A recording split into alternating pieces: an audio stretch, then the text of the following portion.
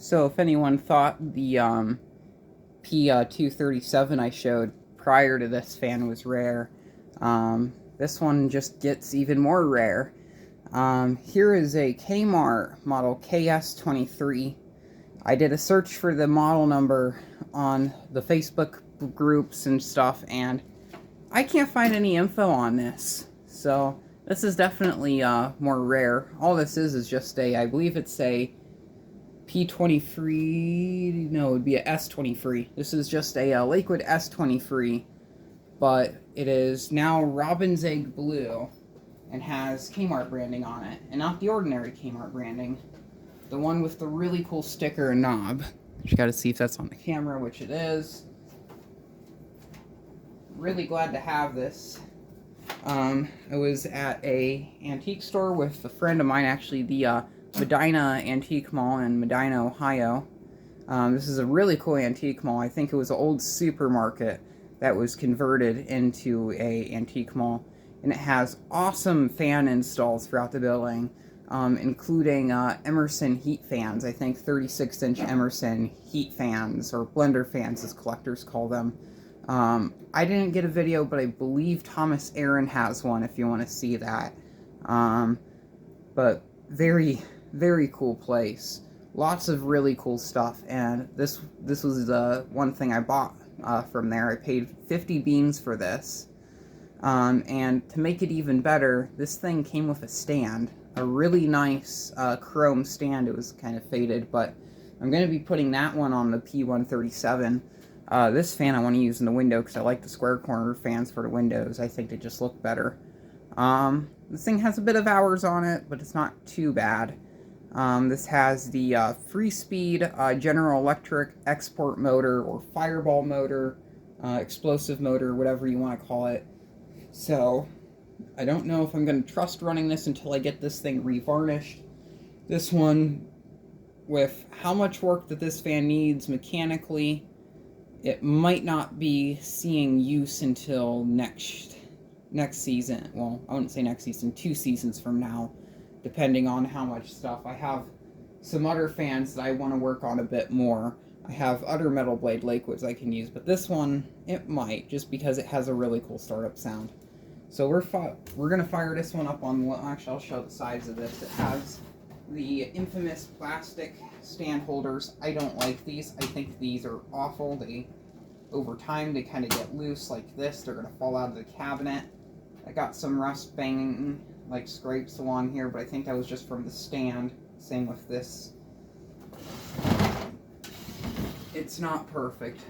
And then there is that very explosive General Electric motor. It has the one-piece motor brace.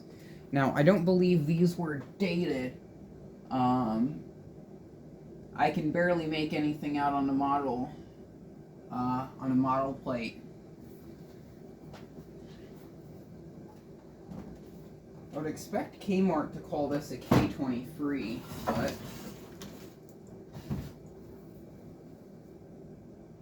it has a minor hairline crack in the bottom of the grill, which I think that was from me loading it wrong.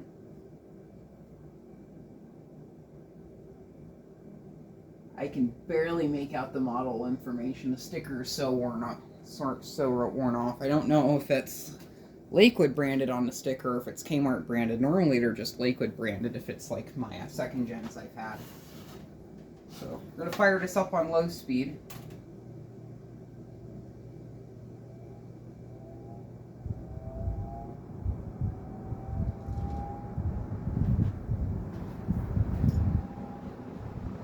This fan has probably the best startup sound of any of my metal blade box fans in my collection.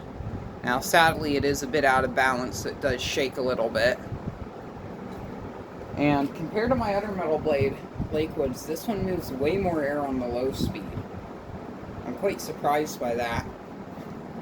Eventually, when I get this and the other box fan cleaned up, I want to do a video of showing off all my Lakewood box fans. I think that would be a very fun thing, because I think at this point I have about 8 of these Lakewood box fans. Give or take. with my oldest one being the oldest would be the Windsor from 1972, and the newest being a 2003 Lakewood 101.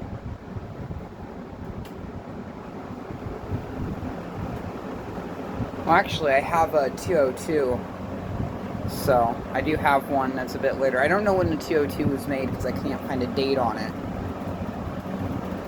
Probably 2005, around those thereabouts. This one shakes real bad. Like, compared to my P23 Country Air with the Marco motor, this is nothing compared to that. Well, I mean, it's something compared to it. I mean, that's nothing compared to this, because it doesn't move nearly as much air.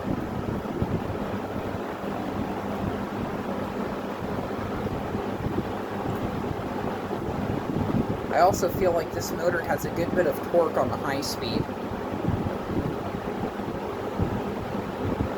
Give this a spin down, and I'm going to go around to the back and do startups. Oh, and I forgot to do the I forgot to check voltage. You could probably see the amps on the on the kilowatts meter in the bottom left corner of the screens. And the bearings on this thing are excellent.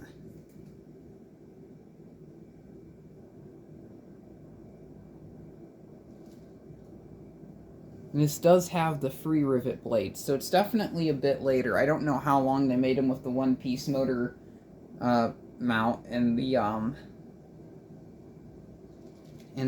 free rivet blades. I don't think I've seen any like that. We'll fire this up on high.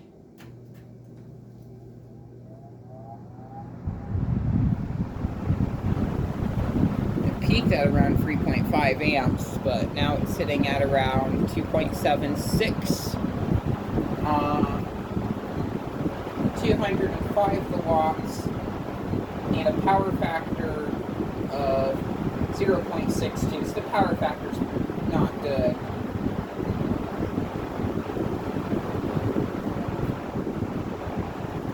On medium speed, it has dropped down to 1.85 the amps and 150 the watts. Now, surprisingly, there's not much of a difference between low and high. There is a good bit of a difference between medium and low. Maybe when this motor gets revarnished, it will definitely perform different. But I am curious about that. And then on low speed, when it gets down to speed, we're pulling 1.46 amps, 122 watts, and a power factor of the 0.69.